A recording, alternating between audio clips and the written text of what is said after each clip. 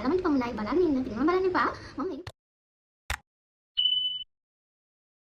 Hi, welcome to our YouTube channel. ඉතින් අද husband නෑ, ડોක්ටර් හබින් නෑ ගෙදර. එයා වැඩ ගිහින් මං ගෙදර ඉන්න දවසක් අද. ඉතින් මට හිතුණා පොඩි වීඩියෝ එකක් ගේන්න. මේ මගෙන් ගොඩක් නංගිලා අපේ channel එක බලන යාළුවෝ අහන්න පොඩි ප්‍රශ්නයක්. පොඩි ගෑලමයිට පමණක් දෙයක්. ඒ හින්දා මේ වීඩියෝ එක ගෑලමයිට පමණයි බලාගෙන ඉන්න පිළිම බලන්න එපා. මම මේකේ පොඩි පුංචි කතන්දරයක් කියන්නේ යන්නේ. එහෙනම් දිගට මාත් එක්ක වීඩියෝ එකේ ඉන්න. මම පොඩක් අසනීපෙන් තමයි ඉන්නේ. එහෙනම් වොයිස් එක ගන්න බලකාරා වගේ ගණන් ගන්න එපා. හරි මම දැන් කියන්නම්. ඉස්සෙල්ලාම ගොඩක් කට්ටිය මගෙන් අහනවා නංගිලා හැම ඒ ලෙවල් කාලේ කොහොමද ලව් එක තියාගෙන හිටියේ? මොකද ප්‍රශ්න ආවේ නැද්ද? කැම්පස් ගියාට පස්සේ කොහොමද මේක හිම කියලා. මම පොඩි ටිප්ස් ටිකක් කියන්නම්. හැබැයි අය කියනවා මේවා ගෑලමයිට විතරයි පිරුණා මේක බලන්න එපා. නෑ එහෙම එකක් නෑ. ඉතින් මල්ලත් බලනවා නම් බලන්න. එහෙම ප්‍රශ්නයක් නැහැ. අපි අවුරුදු දැන් 11ක් විතර රිලේෂන්ෂිප් එකක් තියෙනවා. මැරි කරන්න කලින් අවුරුදු 9මාරක් 10ක් විතර අපි දෙන්න රිලේෂන්ෂිප් එක තියාගත්තා. ඉතින් මම ඒකෙදී අපි පාවිච්චි කරපු පොඩි ටිප්ස් ටිකක්. හැබැයි මේ ටිප්ස් ඒ කියන්නේ අර ඩේලි මතක් වෙන්න කොහේ හරි ලියාගෙන එහෙම කරපුවා නෙමෙයි. මම නිකන් කියන්නම්. දැන් මෙහෙමයි. අපි රිලේෂන්ෂිප් එකේ ඒ ලෙවල් කාලේ පටන් ගත්තට ඇත්තටම ඒ කාලේ මම මුලින්ම කියන්නම්කෝ දැන් අර ආදරයකටත් වඩා ගොඩක්ම එයාමගේ හොඳම යාළුවා වගේ. හරිද? දැන් මම හිතනවා අපි අවුරුදු 17න් 16න් 17න් 18න් පටන් ගන්න අර මැචුවර්ඩ් ලව් එකක් නෙමෙයිනේ. ඒ කියන්නේ අර අපි ඒ වයසත් එක්ක අපි කෙනෙක්ට ආකර්ෂණය වෙන්න පුළුවන්. ඒක දැන් අර මැචුවර්ඩ් ලව් කියලා මගේ පැත්තෙන් මම හිතන්නේ අවුරුදු 25 26 27 වගේ පරිණාමම අපි ටිකක් අර අපිට දෙයක් තේරෙනවා ජීවිතේ අපිට අත්දැකීම් තියෙනවා. හැබැයි අර ඒ ලෙවල් කාලේ ඉස්කෝලේ යන කාලේ කැම්පස් යන මුල අපිට ගොඩක් අත්දැකීම් අඩුයිනේ. මගේ පැත්තෙන් ගත්තොත් එහෙනම් මම ගොඩාක් අර ගෙදර ඇතුළේම හැදිච්ච ළමෙක්. මගේ පස්සෙන් හැම වෙලේම අම්මලා හිටියා ගෙදර බාලේ. අන්න ඒ වගේ ඉතින් හරිම මම සමාජයෙන් හරිම අඩු අත්දැකීම් තිබ්බ මිනිස්සෙක්. ඉතින් ඒ කාලේ මම පටන් ගත්තා. ඒ කියන්නේ මගෙන් දැන් අපි රිලේෂන්ෂිප් එක පටන් ගත්තාම මම ගොඩාක් එයාගෙන් අර මට ඒක තේරුනේ නැහැ. මම හරි එයාත් එක්ක ආසයි මගේ හොඳම යාළුවා වුණා. මගේ හැමදේම බෙදාගත්තා. අපි දෙන කතා කරන ගත්තට පස්සේ අපි දෙන ගොඩාක් සමානයි. අංක 1 අපි මම හිතන්නේ පළවෙනි ටිප් එක මම ඔයාලට කියනවා. අපි දෙන්න එකටම තමයි හැමදේම ඇචීව් කරගත්තා. අපි ඩ්‍රීම්ස් වලට ගියේ. අපි දැන් ඒ ලෙවල් කාලේ ෆෑක පටන් ගත්තට දැන් අපි දෙන්නටම එකම ටාගට්ස් ටිකක් තිබ්බේ කියන්නේ. ඔයා මේ බයෝ කරලා ડોක්ටර් වෙන්න. ඔයා කැමති නම් මේ තව කෙනෙක් වෙන්න. මම මුලින් මැත්ස් නේ කරේ. මම ඔයාලට කියලා තියෙනවා. ඉතින් ඔයා මේ ඉංජිනේර් කෙනෙක් වෙන්න. ඔයා කැමති නම් පටන් ගන්න. එහෙම අපි කරේ නෑ ඇත්තටම. හරිම මේ මගේ හස්බන්ඩ් මේ කාලේ බොයිෆ්‍රෙන්ඩ් හරිම මේ මාව මොටිවේට් කරා. අපි හැම වෙලේම එකට හීන දැක්කා. එයා හැම වෙලේම කිව්වේ නෑ අපි දෙන්නම එකට කැම්පස් යමු. දැන් මම ෆ්‍රෙෂ් ආයිගේ මැත්ස් වලින් ඩවුන් වුණාම මම සෑහෙන ජීවිතේ වැටුණා. මම කලින් වීඩියෝ වල කිව්වා වගේ. ඉතින් දෙවනි පාර අපි නෑ අපි දෙන්නම පේරාදෙණිය කැම්පස් හරි එකට ඇත්තටම මට ආසාවක් තිබ්බා යත් එක්ක. මම පේරාදෙණිය වල ගිහින් එයා පේරාදෙණිය මෙඩිසින් ගිහින් කැම්පස් එකත් ලස්සනයි. ඒ අවුරුදු 4 5 හරිම ලස්සනට යත් එක්ක කාලේ ගත කරන්න. එකට ආදරේ විඳින්න. හැබැයි අපි දැන් ලංකාවේ දෙපැත්තකට තේරුනේ. හැබැයි අර මට කියන්න ඕනුනේ රිලේෂන්ෂිප් එකේදී දෙන්නටම එකම හීන ටිකක් තිබ්බේ. කියන්නේ මගේ හීන වෙනස්, එයාගේ හීන වෙනස් නෙමෙයි. අපි දෙන්නටම ඕනුනේ කොහොම හරි ඒ ලෙවල් ගොඩ දාලා එකට කැම්පස් ගිහිල්ලා දෙන්නම එකට යන්නේ. කියන්නේ දැන් ෆස්ට් අයිගේ මම ෆේල් වෙලා එයා පාස් වුණා. එයාට කැම්පස් යන්න බයෝ සයන්ස් වලින් පුළුවන් වුණාට එයා ගියේ නැහැ. ඉතින් අර ඒක මාර කැපකිරීමක් මම හිතන්නේ. දැන් එක කුසේ උපන් සහෝදරෙක් නෙමෙයිනේ යා මගේ. කියන්නේ එක ඒ වගේ කියන්නේ අපි සහෝදරයෙක් වෙන නම් කරා කියමුකෝ. අපේ අම්මා තාත්තා නම් අපි වෙන මේ වගේ කැපකිරීමක් කරා කියමුකෝ. හැබැයි තමන් ආදරය කරන පිරිමි ළමයා ගෑල් ළමයා ෆේල් වුණාට පස්සේ එයාගේ රිසල්ට්ස් වලින් එයා ඒ කැම්පස් යන එක නවත්තලා මොන රිසල්ට් එකේද කියලා දන්නේ නැතිව සෙකන්ඩ් ට්‍රයි එකේ මම වෙනින් එයා ඒ කරපු කැපකිරීම මට අදටත් නිකන් ඇත්තටම ලොකු දෙයක්. එයා කැම්පස් පොතවත් ගත්තේ නැහැ. ඉතින් මට කියන්න ඕනුනේ අපි දෙන්නටම එකම හීන ටිකක් තිබ්බේ. ඉතින් එහෙම දැන් ඔයාලා රිලේෂන්ෂිප් එකක් තියාගන්න නම් ඇත්තටම තනියෙන් ගමන යන්න පුළුවන් නම් දෙන්නත් එක්ක මහන්සි වෙන්න. කියන්නේ ඒක හරි ලස්සන මේ හැඟීමක් ළමයි. තනියෙන් ජීවිතේ ගොඩ දා ගන්නවට වඩා තමන් ආදරය කරන තමන්ගේ හැම දෙයකටම ඉන්න කෙනත් එක්ක ජීවිතේ ඉස්සරහට යනවා කියන එක. හරිද? අනිත් එක ඔක්කොටම වඩා අපි දෙන්න අදට හොඳම යාළුවෝ. මගේ හොඳම යාළුවා කවුද කියලා අහුවොත් මම කියන්නේ හස්බන්ඩ්. ඒක ඒ ලෙවල් කාලේ නම් අද වෙනකන් එහෙම මොන ප්‍රශ්නාවක් බැනුම් අහන්න හරි මම මොන ගොන් වැඩේ කරත් මම එයාට කියනවා. හරිද? කියන හැමදේම කියන්න පුළුවන් හොඳම යාළුවෙක්. මම ඒ කියන්නේ ඒ රිලේෂන්ෂිප් එක ඉච්චර කාලයක් තියෙන්න ඒකත් ප්‍රධානම හේතුව. මගේ හොඳම යාළුවා එයා. කියන හරි ඉතින් මට අර ගෑනු හොඳම යාළුවෙක් වලට මගේ කියන හස්බන්ඩ් හැමදේම කියන නියමයි එයා. මම දන්නවා ඔයාලට ඇති එහෙම කට්ටිය. කියන මොන දේ වුණත් මොන ප්‍රශ්නාවක් අපි දෙන්න ලවර්ස්ලට වඩා හස්බන්ඩ් ඇන්ඩ් වයිෆ්ට වඩා හොඳම යාළුවෝ. හිල් කරගන්නවා රණ්ඩු වෙනවා ජෝක් එකට ගහ ගන්න ඒවා කියලා තියෙනවා. ඉතින් හොඳම යාළුවා. හරිද? ඒ හින්න මට කියන්න ඕනේ අනිවාර්යයෙන්ම දෙන්නත් එක්කම එකට හින්න දකින්න අනිවාර්යයෙන්ම හොඳ ගමනක් යන්න පුළුවන්. ඒකට මේ අනිවාර්යයෙන්ම ડોක්ටර් කෙනෙක් වෙන්නවත්, ලෝයර් කෙනෙක් වෙන්නවත්, ඉංජිනේර් කෙනෙක් වෙන්නවත් එහෙම අවශ්‍ය නැහැ ළමයි. ජීවිතේ ගොඩ යන්නේ මම කලින් කියලා තියෙනවා වගේ මේ කැම්පස් යන කට්ටියවත් ડોක්ටර්, ඉංජිනේර්, ලෝයර්, මේ මැනේජර් කෙනෙක් වෙන එහෙම කට්ටිය නෙමෙයි. ඇත්තටම ජීවිතේ ගොඩ යන්නේ තමන් මහන්සියෙන් දෙයක් කරාම, තමන් මහන්සියෙන් උපයන ධනයෙන්. ඉතින් තමන් මහන්සිලා එක රුපියලක් කොහොම හරි හෙව්වත් ඒක මාර වටිනවා ළමයි. ඉතින් ඒ හින්දා මම කියන්නේ අනිවාර්යෙන්ම දෙන්නත් එක්ක මොන දේ කරත් එකට හින දකින්න, එකට ඉන්න. එතකොට අනිවාර්යෙන්ම ජීවිතේ දිනන්න පුළුවන්. හරිද? ඒ වගේම රිලේෂන්ෂිප් එකත් ඔයාලට ගොඩාක් ලස්සනට තියාගන්න පුළුවන්. අනිත් එක දෙවෙනි පොයින්ට් එක වගේ මට කියන්න පුළුවන් හරිම මේ ඔයාගේ පාර්ට්නර්ට ලෝයල් වෙන්න. බොරුවක් කරන්න යන්න එපා. ඒ කියන්නේ පොඩි බොරුවක්වත් කරන්න යන්න එපා. දැන් හිතන්න අපි කෙනෙක් අපිව තමන්ගේ දෙමව්පියෝ වගේ සහෝදරයෙක් වගේ තමන් ජීවිතේ වැඩිම විශ්වාස කරන කෙනෙක් බවට පත් වෙනවා කියන්නේ ඒ මිනිස්සු අපි කෙරේ කොච්චර විශ්වාසයක් තියලා තියෙනවද. ඉතින් ඒ වගේ කෙනෙක්ගේ හිතට ඉද්දන්න එපා, බොරු කරන්න එපා. දැන් අපි දෙන්න ඒ කාලෙන් පස්සේ මම කොළඹ එයා ජෆ්නා කැම්පස් හිටියේ. ඉතින් එතකොට ඕන තරම් බොරු කරන අවස්ථා තියෙනවා. ඉතින් මට ඕන නම් කැම්පස් එකේ වෙන පිරිමි ළමයි එක්ක සම්බන්ධයක් ඇති කරගන්න පුළුවන්. එයාට පුළුවන් මේ පැත්තෙන්. හැබැයි අපි දෙන්න ඉතින් එහෙම එකිනෙකාට බොරු කරන්නේ නැතුව හරිම ලෝයල් වුණා. ඇත්තටම මේ ගැන මම දන්නේ ඒක අපි අර අපිට සෝල්මේට් කෙනෙක් හමු වුණාට පස්සේ අපිට වෙන පිරිමි ළමයි ගැන එහෙම හිතෙන්නේ නැහැ ළමයි. මට නම් එහෙම ඇත්තටම වෙන පිරිමි කෙනෙක් ගැන එහෙම හැඟීමක් කවදාවත් ඇති වෙලා නැහැ. බොරු කියන්න ඕනේ නැහැ නේ. ඉතින් එයා අදටත් මගේ ක්‍රෂ් එක වගේ. මට එයා දැක්කම හරි සතුටු හිතෙනවා. හරි ලස්සනයි. දවසින් දවස ආදරේ වැඩි වෙනවා. ඉතින් ඔයාලට මට කියන්න ඕනේ ඔයාලා ආදරේ කරන කෙනාට බොරු කරන්න එපා. ලෝයල් වෙන්න. මොන දේ වුණත් ඔයාලට ඇත්ත කියනවා. මම සමහරවල්ලාට කරන මේ හරි ගොන් වැඩ තියෙනවා. හද නිකම් හරි ඔල මොට්ටලා වැඩ. ඒත් මම එයාට කියනවා. ඉතින් බොරුවක් කියන්නේ මම දන්නවා මේක කිව්වොත් එයාට තරහයයි.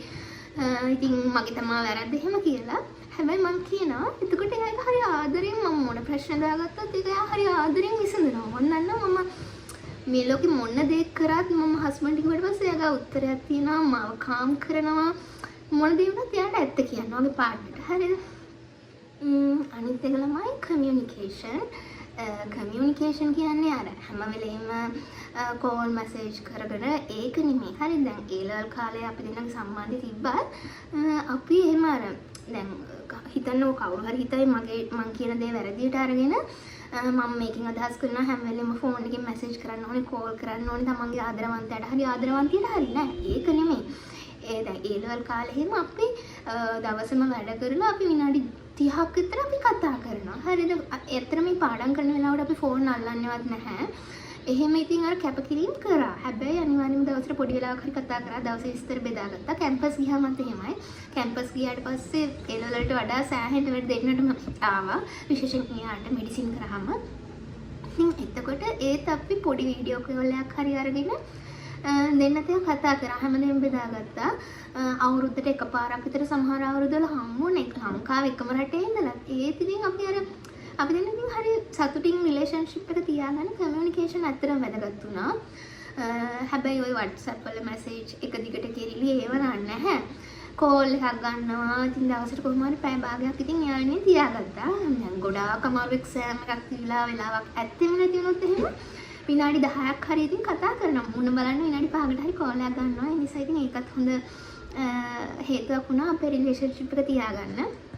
තව එකක් තමයි පුංචි පුදුම කිරීම සර්ප්‍රයිසස් එහෙම එයාට ඉතින් කරන්න.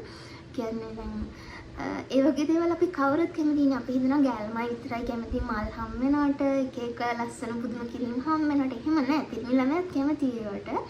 මං ඉතින් ගොඩක් වෙලාවට මම කොළඹ හිටියත් එයා යාපනයේ හිටියත් එයාගේ බර්ත්ඩේස් වලට අපේ ඇනිවර්සරිස් වලට ওই පොඩි දේවල් යවනවා. තව ඉතින් ඔය කීකේ චුටි ඒවා කරනවා. ඉතින් එයා දන්නේ නැහැ ගොඩක් ඒවා මං යන්නේ හොස්ටල් එකට මේ යනවා එක්ක යාළුවෙක් අතේ යනවා එහෙම නැත්තම් මොන හරි කියලා යාළුවෙක්ට කියන ඇඳ යටින් තියලා හංගන්න කියලා එයා මම රැපලහට යට කියන මොන බලන්න මම පොඩි දෙයක් කිව්වා කියලා. ඒ කියන්නේ හරි ලස්සනයි මතක ඉතින් දැන් හිතනකොට. ඒකත් ප්‍රධානම හේතුවක් රිලේෂන්ෂිප් එක හොඳට පවත්වාගෙන යන්න. මොකද බෝරින් වෙන්නේ නැහැනේ නිකන්. අපි කිසිම දෙයක් එහෙම සරණය කරන්නේ නැතුව හැබැයි ටැග් හරි ඒ පුදුම කිරීම හරි එක ලොකු වෙන්න ඕනේ නැහැ. 5 star ගිහින් ලොකු ගාණක් හිතන් කරලා ලන්ච් එකට යන එක ලොකු ගාණක gift එකක් දෙන එක ඒක නෙමෙයි වැදගත් වෙන්නේ. ඔයා ඒ වෙනුවෙන් කරන කැපකිරීම. ඔයාට කොච්චර කාලයක් යන වැය කරන්න පුළුවන්ද? ඔයා කොච්චර effort එකක් ඒ වෙනුවෙන් ගන්නවද? ඒක තමයි මම හිතන්නේ වැදගත් වෙන්නේ. ඉතින් මම නම් ඉතින් මට පොඩි මලක් හම්බුනත් ඒක ලොකු දෙයක්. එයාටත් එහෙමයි. ඉතින් වගේ රිලේෂන්ෂිප් එකේදී පොඩි පුදුම කිරීම තියාගන්න. එතකොට හරි ලස්සනයි. අනිත් එක ඕනට වඩා ලොකු දේවල් තමන් පාර්ට්නර්ගෙන් බලාපොරොත්තු වෙන්න එපා. දැන් උදාහරණයක් විදිහට ගත්තොත් මගේ හස්බන්ඩ් මම යාළු වෙන කාලේ ස්ටුඩන්ට් කෙනෙක්නේ. ඒ කියන්නේ A level කරන ළමයින් ඊට පස්සේ කැම්පස් ගියා. ඉතින් එතකොට එයාට මම වෙනුවෙන් ලොකු ගණන් වල දේවල් වියදම් කරන්න බෑ කියලා මගේ හිත දන්නවා. හැබැයි එයාට පුළුවන් උපරිම මම වෙනුවෙන් කරලා තියෙනවා. මං ඒ වෙලාවට කෑ ගහනවා. ඇයි ඔයා මම වෙන මෙච්චර වියදම් කරන්නේ? ඇයි ඔයාට හම්බෙන සල්ලි ඉතුරු කරගෙන කියන්නේ ඒ වගේ ලොකු දේවල් එකක් කරනවා. හැබැයි මම ඔයාලට කියන්න යන්නේ නංගි ඒ කිසිම දෙයක් ඕනට වඩා තමන්ගේ පාර්ට්නර්ගෙන් බලාපොරොත්තු වෙන්න එපා. ඒ මිනිස්සයා සක්සස් වෙනකන් ජීවිතේ යම් ස්ථාවරයකට එනකන් ඉන්න. ඊට පස්සේ ඔයාව රෙජිනක් වගේ බලා ගන්නවා. දැන් හිතන්න ඔයාගේ බොයිෆ්‍රෙන්ඩ් කැම්පස් යනවා නම් එහෙම නැත්නම් ස්ටඩි කරන කෙනෙක් නම් එයාගේ අතේ ලොකුවට තාම සල්ලි නැහැනේ. හැබැයි ඉතින් එයා යාගේ උපරිම වමනය කරනවා. ඒ හින්දා ඉතින් රණ්ඩු වෙන්න එහෙම යන්න එපා. මොකක් හරි පොඩි gift එකක් හම්බුනත් ඒක සතුටින් බාර ගන්න. ආන්නේ මට ලොකු ටෙඩි බේග් නැහැනේ. අරයට රෝස් මල් හම්බුනා. එහෙම හිතන්න එපා. ඉතින් ඒ කියන්නේ ජීවිතේ හැමෝටම හරි ලස්සන පාර්ට්නර් කෙනෙක් දෙවියෝ දෙන්නේ මේ යම්කිසි හේතුවකට. හැබැයි ඔයා ඒ පාර්ට්නර්ගෙන් වට හම්බෙන වටිනා කියන පුද්ගලයාගෙන් අනවශ්‍ය දේවල් ඕනට වඩා බලාපොරොත්තු වෙද්දී තමන්ගේ affair එක වෙන කෙනෙක් එක්ක කම්පෙයාර් කරන්න හැදී වගේ යාළුවා එක්ක හරි එහෙම කම්පෙයාර් කරන්න හැදී ඉතින් ප්‍රශ්නයක් තියෙන්න පුළුවන්. ඒ නිසා සතුටින් ඉන්න. තමන්ට හම්බෙච්ච වටිනා පුද්ගලයෙක් එක්ක ඉතින් සතුටින් ඉන්න එක තමයි මට කියන්න තියෙන්නේ. මම පඬිත කතා ගොඩක් කියනවා වගේද? ගණන් ගන්න එපා. ගොඩක් නංගිලා මල්ලිලා මගෙන් මැසේජ් දානවා, කමෙන්ට්ස් දානවා. මේ පොඩක් ඒලවල් කාලේ කොහොමද ලව් එක තියාගත්තේ කියලා එහෙම අහනවා. ඉතින් කැම්පස් කාලේ ඒකයි පොඩ්ඩක් කියන්නේ. බෝරින් නම් සෝරි බලන්න එපා. මම පොඩි ටිප්ස් ටිකක් කියනවා. කවුරු හරි කැමති කෙනෙක් ඉන්නවා නම් චුට්ටක් ඉතින් අහන්න. අනිත් එක තමන්ගේ පාර්ට්නර්ට රෙස්පෙක්ට් කරන්න. එයාට ගෞරව කරන්න. එයාට නිදහස දෙන්න.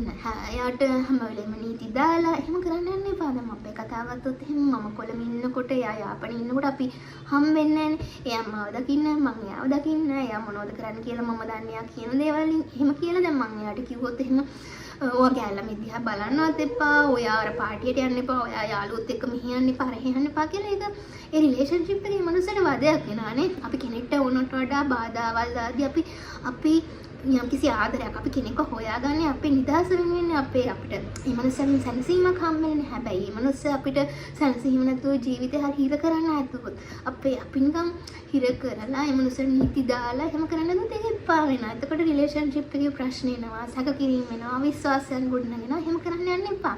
ඔයා යම්කිසි පුද්ගලයෙක්ට තමන් ආදරය කරන කෙනෙක්ට නිදහස දෙන්න මේ මනුස්සයා ඇත්ත කියනවා. ඔයාට හරිම ඕපන් වෙනවා. කියන්නේ දැන් ඔයා යාට නීති දාන්න මම හිතන්නේ එතකොට අර බොරු කියන වැඩි ප්‍රශ්නයක් වළක්ව ගන්න කියලා. හැබැයි ඔයා මේ මනුස්සයට නිදහස් දීලා ඒ මනුස්සයට ඩ්‍රීම්ස් වලට එයාගේ යාළුවෙක් ඉන්න ඒ වගේ දේවල් වලට ඔයා යාට නිදහස් දුන්නාම එයා ඇත්ත කියනවා. බැනුම් අහන්න හරි ඇත්ත කියනවා. ඉතින් ඒ හින්දා අනිවාර්යෙන්ම නීති දාගෙන ඉන්න එපා. ඒක රිලේෂන්ෂිප් එකක් හෙල්දි වෙන්නේ නැහැ මං හිතන විදිහට. ඉතින් මට නම් කොහෙත්ම නීතියක් කිසිම දවසක මගේ හස්බන්ඩ් දාලා නැහැ. අදටවත් දාන්න නැහැ. මම දකින්න TikTok එකේ එහෙම ඔය පහුගිය කල් ට්‍රෙන්ඩ් ගියේ බොයිෆ්‍රෙන්ඩ් රූල්ස් එහෙම කියලා. ඉතින් ඒ වගේ සමහර පොඩි නංගිලා එහෙම දාන දේවල් වලට මට පුදුම හිතෙනවා මේවා ආදරද කියලා නිකන්. කොටට ඉන්න බෑ, පාටි දාන්න බෑ, යාළුවොත් එක්ක යන්න බෑ, ෆෝන් නිදා ගන්නකොට ෆෝන් එකේ වීඩියෝ කෝල්ස් කරනවා. මං හිතන්නේ ආදරේ කියලා. මම දන්නේ මට නම් එහෙම සම්බන්ධතාවයක ඉන්න බෑ. ඉතින් යාළුවෙක් එක්කවත් ඉන්න දෙන්නේ නැතුව ඉතින් ඒක ආදරයක්ද කියලා සැකයක් එනවා. ඇත්තටම මට කියන්න ඕනේ නිදහස දෙන්න. එතකොට ඇත්තටම ආදරය කරන මිනිස්සේ කොහෙත් එක ඉන්නවා. ඒ මිනිස්සට වෙනම ජීවිතයක් තියෙනවානේ. ඔයාලට වෙනම ජීවිතයක් තියෙනවා. වගේ සම්පූර්ණ ජීවිතේම ලව් එකක් තියෙනවා කියලා ඒ මිනිස්සු විතර නෙමෙයිනේ. දැන් මම කොළඹ හිටියට මම මගේ යාළුවොත් එක්ක කැම්පස් එකේ යාළුවෝ හොස්ටල් එකේ යාළුවොත් එක්ක මම එන්ජොයි කරා. එයා නැහැ කියලා ඉතින් අඬපු දවස් තිබ්බා. යාව දකින්න තිබ්බා නම් කියලා වෙන කපල්ස් එහෙම දකින්න යන්නේ හස්බන්ඩ් හිටියා නම් කියලා හිතන එක නිකන් බොයිෆ්‍රෙන්ඩ්. හැබැයි අර මම මගේ ජීවිතෙත් වින්දා. එයාට එහෙම යාගේ යාළුවොත් එක්ක ට්‍රිප් ගියා. එයා යාගේ ඔය එක ෆන්ක්ෂන්ස් වලට කැම්පස් එකේ ගියා. ඉතින් ඒක මම කියන්නේ අපිට ලව් එකක් තියෙනවා කියලා ඒක මටම ඩිපෙන්ඩ් වෙන්න බෑනේ සම්පූර්ණ ජීවිතේම. එයා විතරයි මට ඕනේ. යාළුවෝ එපා, නෑයෝ එපා, අම්මලා තාත්තලා එපා එහෙම බෑ ඉතින්. මම අදට සමහර වෙලාවට දැන් අපේ අම්මයි අප්පච්චි ගෙදර ආවම අපිව බලන්න සමහර වෙලාවට හස්බන්ඩ් හදිසි හොස්පිටල් එකේ සර්ජරිස් එක්ක යනවා. වෝඩ් එකට යන්න වෙනවා කීප දේවල් වෙනවා. ඉතින් ඒ වෙලාවට මම අම්මලාත් එක්ක එළියට යනවා. ඒ දෙන්නත් එක්ක කාලය ගත කරනවා. හැබැයි කොයි වෙලාවකවත් මගේ හස්බන්ඩ් කියන්නේ නෑ යන්න එපා. ඔයා මේ ගෙදරට වෙලා ඉන්න. එහෙම එහෙම කියලා එයා මගේ අම්මලා අප්පච්චිට පුදුම ආදරේ. ඉතින් ඒ අනිත් ටෙප් එක තමයි අනිත් කෙනාගේ අනිත් මගේ පාර්ට්නර්ගේ දෙමව්පියොන්ට එයාගේ නෑයොන්ට යාළුවොන්ට රෙස්පෙක්ට් කරන්න. උදාහරණයක් විදිහට ඉතින් මගේ බොයිෆ්‍රෙන්ඩ් හරි හස්බන්ඩ් හරි කවුරු හරි පොඩි පාටියකට ගිහින් ඉතින් පොඩ්ඩක් එන්ජොයි කරා කියලා රෑ වෙනකන් යාළුවොත් එක්ක හිටියා කියලා ඔයා කෝල් අරන් බයින්න යන්න එපා. එයාගේ යාළුවන්ට සමහර ගෑනම ඉන්නවා. ඉතින් යාළුවන්ට කෝල් කරලා බයිනවා. බොයිෆ්‍රෙන්ඩ්ව ගෙදර යන්න කියලා මම හිතන්නේ එහෙම කරන එක නම් ඉතින් හරි නෑනේ. මොකද එතකොට එක ඉතින් ඒ වගේ දේවල් කරන්න එපා. ඒ වගේ දේවල් වලින් තමයි ඉතින් ගොඩක් affairs නවතින්නේ. ගොඩක් අයට තමන් ආදරය කරන අය මගේ හැරෙන්නේ. ඉතින් ඕවා තමයි මට කියන්න තියෙන ටිප්ස්. දෙවියෝ යාළුවෝ කෙනෙක්ව මුණ ගැස්සන්නේ මම විශ්වාස කරන අපිට කෙනෙක්ව ජීවිතේට හම්බ වෙන්නේ හම්බ වෙන හැම මනුස්සයම හම්බ වෙන්නේ හේතුවකට. හොඳකට හෝ නරකට අපිට මිනිස්සු හම්බ වෙන්නේ ජීවිතේ. අනිත් එක ඉතින් ඔයාලට ඇත්තටම ආදරය කරන සෝල්මේට් කෙනෙක් හම්බ වුණොත් එයාව පරිස්සම් කරගන්න. එයාත් එක්ක සතුටින් කාලය ගත කරන්න. අපේ ඉන්නේ ජීවිතේ පොඩි කාලයනේ. ඉතින් අය පොඩි කාලෙට ඒ වගේ මිනිස්සෙක් හම්බුනොත් ඉතින් නැති කරගන්න එපා. එයාව ආදරෙන් බලා ගන්න.